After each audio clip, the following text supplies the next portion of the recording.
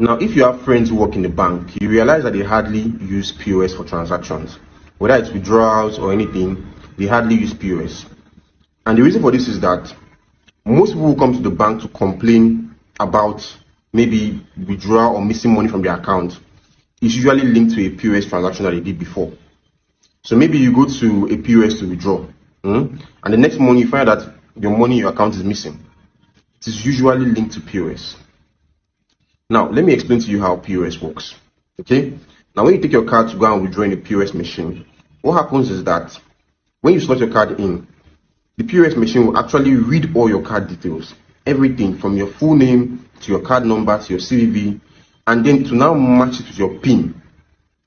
Okay? To read all your card details, and it will now lock those card details. Meaning that if somebody gets hold of that POS, or even the POS owner tries to bring it down from there, it's not possible. It's going to be locked inside the POS. To now transmit those locked details, it's called encryption. To encrypt it and transfer it to NIBS. Okay? Now, NIBS will now check that detail, verify it, make sure that there's money in the account of the card holder, and then debit that card holder. Okay? And then authorize transaction. That's how it works.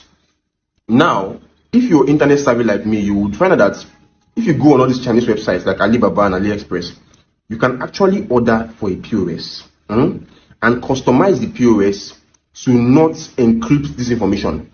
For example, you can order for the POS, and when somebody comes to you, it will not be encrypted.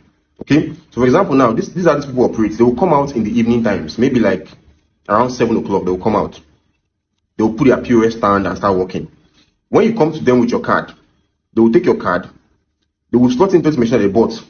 The machine will read all your card details and save it inside the machine. It won't encrypt it, it will save it there normally. And because this machine is not linked to any server, it will decline the transaction. It won't go through. So as you put your card in, it will show error. It won't go through. It will be like as if it's network. Okay? It won't go anywhere. It will just stop. Now, once you try again, it doesn't work, try again, you will not be like, okay, fine, it's not working, let me go somewhere else. You go somewhere else and you withdraw. Okay?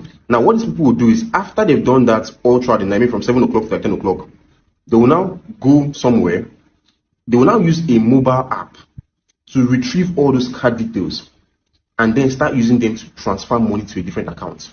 Now, they can keep somebody maybe in an ATM stand, whereby they are transferring the money, the person is withdrawing it immediately. And these people usually do it in a city that is very far from where they usually stay. So it's hard for you to track them. So that is why most times you see people use a POS, and when they are done using the POS, they find that all their money is gone from their accounts. Okay? Now, how do you prevent this from happening? The first thing you want to do is, whenever you want to use a POS, make sure to check if that POS is from a merchant that you know. For example, now we have OPay POS, we have MoneyPoint, we have DotPay, we have Nubank and the rest. These companies that are very, very well known, right? Like MoneyPoint and the rest. For example, me now, I like to use MoneyPoint POS because their POS machine is usually very, very distinctive. When you see a MoneyPoint POS, you know it's a MoneyPoint POS, right? You know it. The way it looks, the way the screen and everything looks, you know how it looks. So if you see a POS that you cannot recognize, that can be a risk to you. Maybe just a blank POS with no name, or maybe the Chinese name. That's a risk to you because that POS might be configured to save your card details. You understand me? So whenever you go to withdraw with the POS and there's no name, that is a risk. It should be a well-known POS like OPay and MoneyPoint and the rest. It should be well-known. Secondly, go to your bank and set a daily withdrawal limit. Okay? Because nobody can be very careful. Anything can happen. No matter how careful you are, anything can happen. So set a daily withdrawal limit. This can be 20K, this can be 50K. So that if somebody should have your card details or anything like that, the person will not be able to withdraw more than a certain amount of money. Maybe let's say 50K.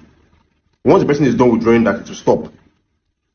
Third thing you want to do is this. Set a 2-factor authentication code for your bank account. You understand me? And for your card. So let's say, for example, now these guys that are doing this thing, that POS is not connected to any server. So it cannot do any transaction. You get me? So what will happen is that if they collect those card details, what they will now do is they will now take that POS, remove the card details, and use a mobile app to do the transfer. Now, if you set a 2FA on your card and on your bank, they will not be able to transfer money without a code coming to you. So whenever they want to transfer, a code will have to come to you. So you just go to your bank and tell them you want to set a 2-factor authentication code. It's called 2FA on your account and on your card. Okay? And then the fourth thing you want to do is that if you don't trust a POS vendor, or it's the first time you're working with that person, you just meet that person, it's a new POS vendor you just work with, try to first of all start by transferring the money to the person. Don't use your card. Transfer from your mobile app to the person. That way you are much more safer and secured. You get me? Transfer to the person and then get the cash back. Because once you use your card to do this transaction, there is a likelihood that that POS is saving your details and you don't know. So guys, be careful. My name remains Michael Inunuku, and be careful out there. Stay safe, and just share this video to people who you believe use POS for transactions, so they can learn about this thing and understand that this is how it works, so they will know when next they are using a POS to withdraw money or do a deposit or anything like that. Okay guys, cheers.